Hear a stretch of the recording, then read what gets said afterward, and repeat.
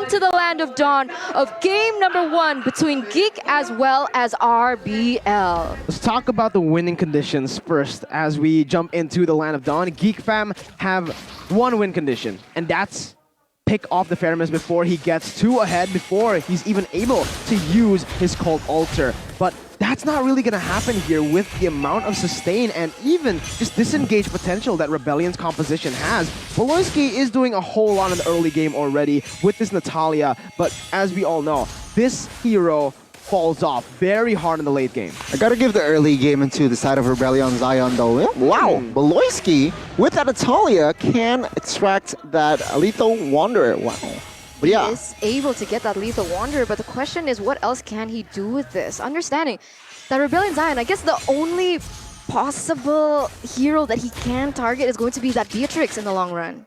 Indeed. And yeah, I do want to add that early game I gotta give to the side of Rebellion Zion. But remember Kagura, Claude, mid-game, especially late game after what, 3-4 items, it is going to be tough for Rebellion Zion to find expected team fights, so they really need to pressure the early game. But look at this, already aggressive movements from the side of Geek fam, putting a little damage onto Suelo, but not enough to hinder his movements for now. We see Fearless rotating towards that bottom side, looking for that gold buff, and we'll see if Luke is able to actually steal that away from him. Well, top side though, again, it's just putting pressure onto Highs, even though you can kind of say that these little few gangs won't really matter that much, as even Highs was able to actually win out in the trade in the 2v1. But this little poke that happens throughout the game in the early stage actually does help out the Claude that is losing in the early stage of the game. Let's see top side though. Top side though, it's going to be Highs getting taken down though, but there is going to be mirror movements from the side of Rebellion Zion on the bottom side. Fearless is able to get that turtle as they were able to set it up first. So a 1-for-1 trade plus a turtle for the side of Rebellion Zion. Still worth it for RBZ here in that early game. Well, you know what? I actually think it's worth it for Geek fam. The turtle has not really been the right objective to take in the early stage. If you want to snowball, if you want to look for leads, you go to the gold lane, help your gold laner out, and in return, you're going to get a whole lot of that turret gold. And you can see with that 1-for-1, they actually took a turret here though. Val is going to be the center of all the attention from the side of Geek fam. He is going to be taken down though, and now Elzura already opening up the map, but Fearless is able to find him first. A very slow tempo game here for the early game. Sure, it is a total with 3 kill points, but it seems like the rotations from the side of Geek fam as well as Rebellion Zion, they do not seek for that team fight, big team fight for that turtle. They look for mirror plays, and it seems like they want to play it safe. Geek fam, they want to farm the Claude. Meanwhile, for Rebellion Zion, they are playing more of the map control. We have to see here which playstyle will pay off.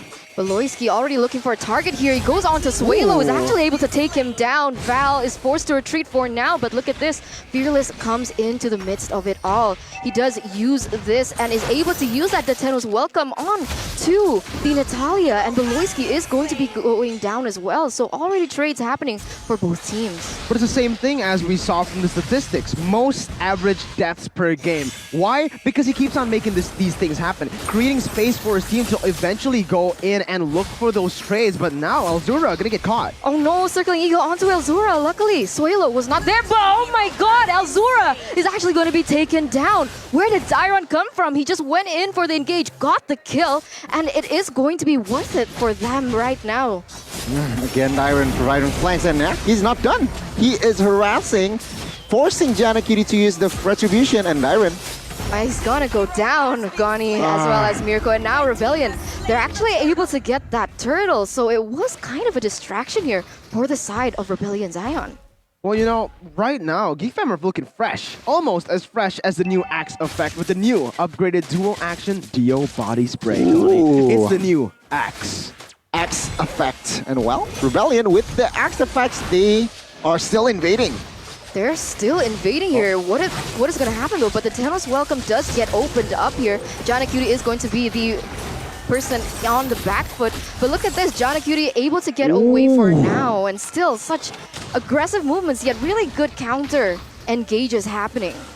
We are now about to enter the mid game here, folks. So perhaps tempo has switched. But yeah, taking a look at the items. I mean, Claude already securing that DHS, but I really like the steel leg plates. He still respects the damage coming from the side of Beatrix, and on the other side, yeah, not the other side, but Julian already with that genius wand, realizing that no Athenas were built, but a Matilda is on his way. So we'll have to see her, the effectiveness, the movements, and yeah, still Natalia with no Blade of Heptasis, so the damage output isn't really there. And you got to remember that Rebellion Zion's composition is very similar to Blacklist, right? Ultimate bonding experience means that they will start to group up very, very soon. Once we hit that power spike, most probably for Highs, they're waiting for Highs to get the BOD. Once he does, with the Hunter Strike as well that he's already gotten, it's going to be so much damage placed from him. He always can just use the Wesker and the Renner to avoid a Natalia, but up top, there's already a fight.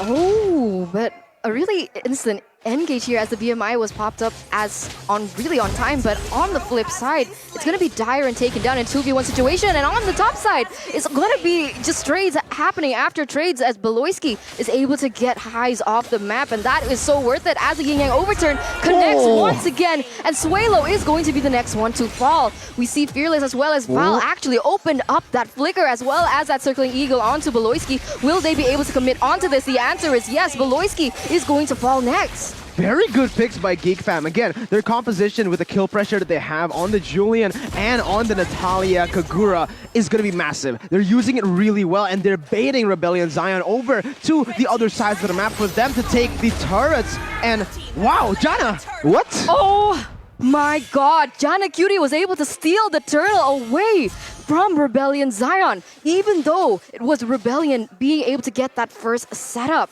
Out of nowhere, he comes in and then, yeah, just press that retribution, but top side, it's still the pressure, it's still the focus of both teams. We'll have to see another engage. Okay, Suelo goes in aggressively, but look at the damage coming in from Kodera. As look at that, the Yin Yang overturn does the damage as well. Fearless here looking to do what he can. The Tenos welcome gets popped up, but what can he do in a 3v1 situation? The answer is just simply run away because of how sustainable he is. Baloyskie once again looking for an engage. This is a sandwich play coming in from Geek Fam. You see that the damage from Janaaqt has not been there yet as the Yin Yang overturn once again happens, and killing spree gets popped up by the side of Geek Fam. Brilliant plays across the map by Geek Fam. They know exactly what they're up against, and this is just Baloyskie having that knowledge. I have faced Blacklist. I know what you're trying to do. If I split you up constantly and force you guys to stay in your lane by just putting pressure into every single one of the lanes, then you're never going to have that pressure. You're never going to have a chance to group up and use that Faramis properly.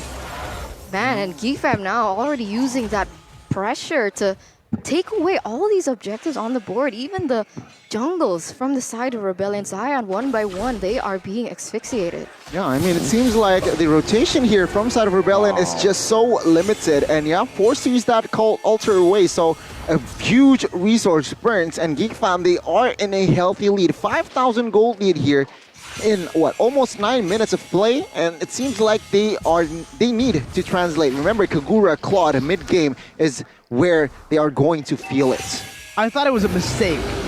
Geek Fam left the Faramis open, going for the first pick Natalia, but we really are seeing Baloyskie shine on the Natalia, splitting the map up again, and this is the common Onyx PH banana split combination of heroes that we're seeing, and even the strategy that they're putting on the map. You can see though, Val, he's not really having a good game right here on the Matilda, one of his signature picks, but he's just getting harassed by Baloyskie. The pressure is enough for them to pick up a turtle, a lord for free. I mean, look at that. Geek Fam already on the back line, dealing the amount of damage, but what happened? Look. Elzura was able to take down Suelo, and Highs is going to be the next one to fall. Fearless here might be the next one to go down, and that is going to be 3 kills for the side of Geek Fam. That was just so well done. They were able to get that Lord, and Luke was able to get all those distractions at the top side, and even taking a kill instead. And now it's getting out of control. Rebellion Zion, they're just looking for the scraps. They have to use their battle spells defensively. And look at that gold lead. It is beautiful for Geek Fam. They have an 8.4 thousand gold lead. And this is going to get scarier. A pick composition getting this much gold in the early stage is definitely not what you want to encounter as Rebellion Zion. Yeah, I mean, the economy lead translates to the item as well. Kadira, who has 3 items, Wind of Nature as well, is very, very active already. And yeah, take a look at Kagura as well, already with 2 items, so a lot of burst from physical and as well as magical. Rebellion Zion, they are 2 behind, but take a look at top side. Yeah, wait a second here. Dyron might be caught. Janaaqt was there to follow up, but look at that. Dyron is actually able to outplay the situation, taking down Baloyskie and still able to survive. Janaaqt, though, won't let that fly. And Janaaqt says bye-bye to Dyron as well. It is going to be the Lord being pushed in that bottom side, but it gets taken down rather fast here. And now, what has Geek Fam able to get out of it? With the first Lord, this is actually still very valuable. If you are able to push your opponents all the way to just your base turrets, then it is still a very worth it first Lord. However, this can be a problem from Geek Fam. You don't really see a lot of siege potential. You see a whole lot of damage though, Gani. Yeah, I mean, 5 members, all members from Geek Fam is sitting at top 5. Damage dealt by Axe here, so it's, yeah, it's so evident that the impact, the rotation, the game plan from Geek Fam is working very well.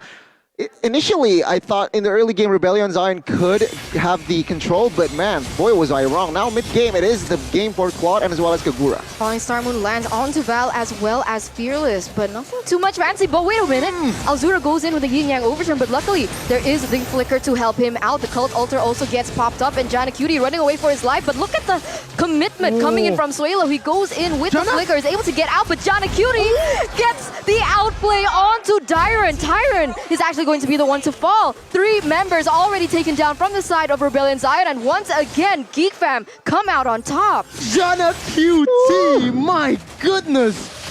Oh my god, that was so good. He spaced that team fight out perfectly, using the Winter Truncheon bait out a few more abilities from Dyron. Oh my god, Jana, he's back. This is Hades. He's coming back in form.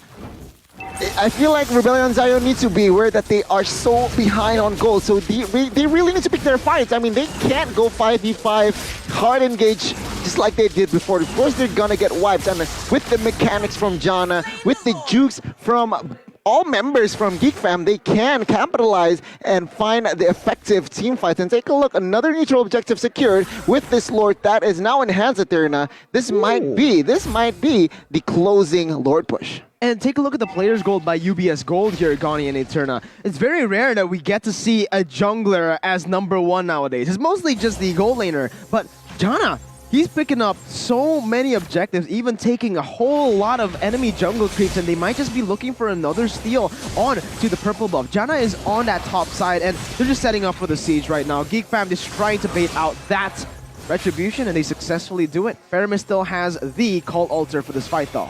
Yeah, right now it's going to be Geek Fam here going in for the engage. The siege here, as that Lord is going to be marching down in that bottom side. Rebellion Zion for the moment is looking for something, but Fearless gets that to his welcome, pushes him in under the turret. He doesn't receive a numerous amount of damage, though. He's actually still able to survive this time around. Cult Altar is going to be forced to be picked up, and Suelo is able to be taken down. So does Val, as Baloyskie once again onto the hands of Fearless is able to take him down, and once again, that was a clean victory for Geek Fam.